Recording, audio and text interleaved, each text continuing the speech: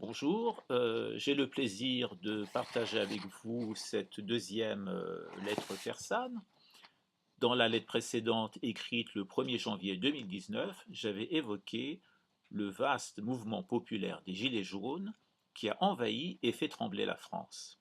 J'avais parlé du rejet de la mondialisation et j'avais appelé de mes vœux également un bouleversement de la donne culturelle au profit du peuple, trop longtemps abusé par cette minorité que sont les élites mondialisées et financiarisées. Aujourd'hui, je voudrais vous parler de la misère en matière de nourriture héritée de l'industrie agroalimentaire dont l'entreprise est mondiale,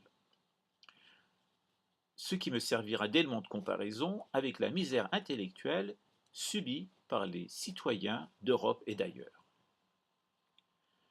Vous verrez comment. Alors, de quoi il s'agit? Il s'agit d'une affaire de tomates. La tomate, un incontournable de notre nourriture, qu'elle soit employée dans les salades ou dans toute autre recette culinaire sous forme crue ou sous forme cuite. Ce n'est un secret pour personne que la tomate compte parmi les produits les plus insipides que nous sommes amenés à consommer.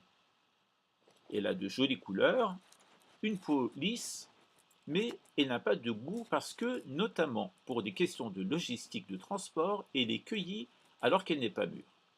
Ceci pour durer longtemps. Autrement dit, on tue le goût au nom du profit.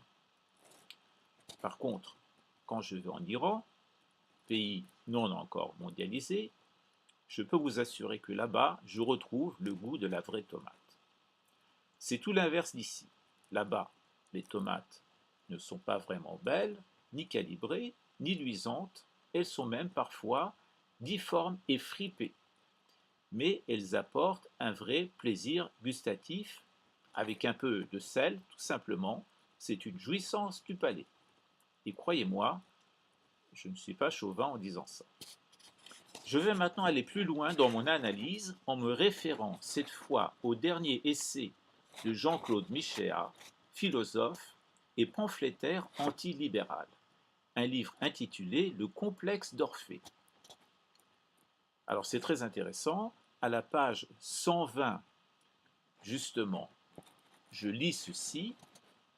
Il y a quelques années, deux camions sont entrés en collision au centre de la France. Le premier venait des Pays-Bas et transportait à destination du marché espagnol ce que les spin doctors, alors les spin doctors, c'est des conseils en communication et marketing, donc ils transportaient ce que les spin doctors de l'agriculture productiviste appellent, encore sans rire, une cargaison de tomates.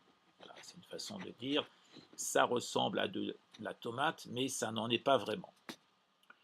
Le second camion arrivé d'Espagne et transporté à destination du marché hollandais un chargement en tout point identique. Même goût industriel, même calibre, même colorant chimique et agent de conservation.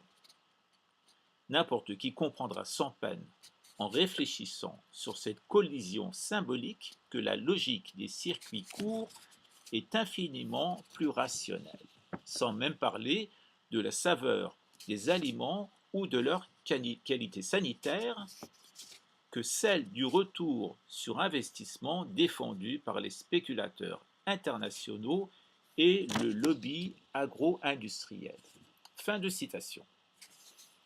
En lisant ce texte de Micha, on a vraiment l'impression de lire une fable.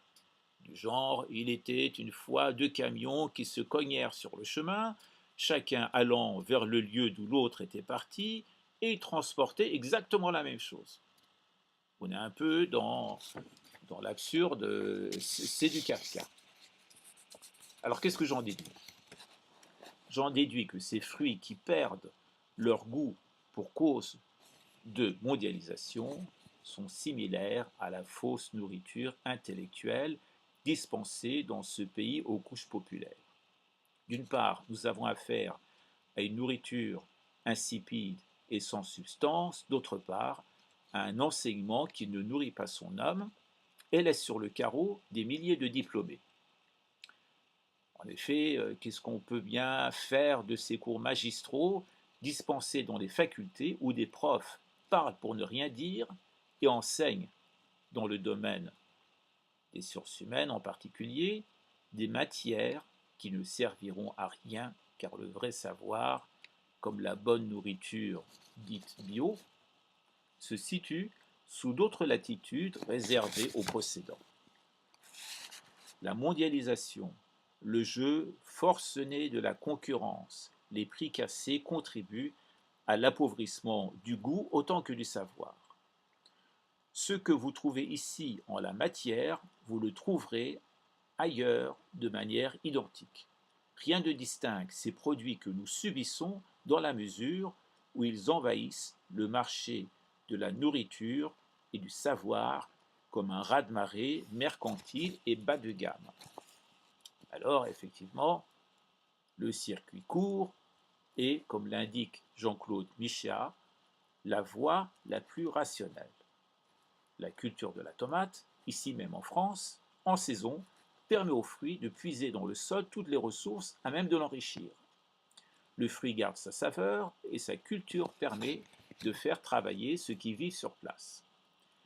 L'enseignement en France, puisé dans un patrimoine, je parle toujours des sciences humaines qui sont ma partie, donc cet enseignement puisé dans un patrimoine riche et ancien pourrait apporter un véritable savoir débarrassé du fatras de théories et de concepts hors sol qui voyagent d'un pays à l'autre.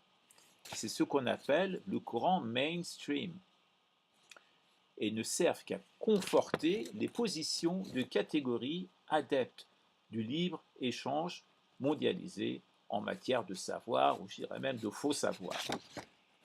Pour revenir au genre poétique que j'ai évoqué dans ma première lettre, à savoir le genre littéraire le plus insipide de France, eh bien ce que vous lisez ici dans ce pays est similaire à ce que vous lirez en Angleterre ou aux États-Unis ou en Allemagne à la même époque, c'est-à-dire une matière creuse, hors sol, à des centaines de lieues de la grande tradition littéraire française.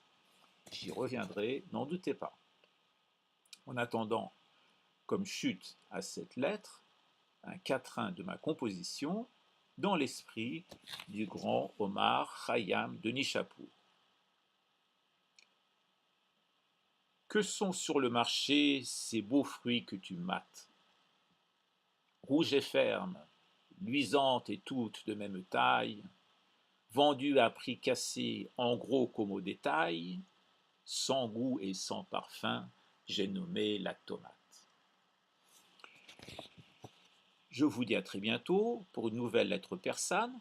En attendant, si cette lettre vous a plu, n'oubliez pas de partager la vidéo et de la diffuser autant que possible.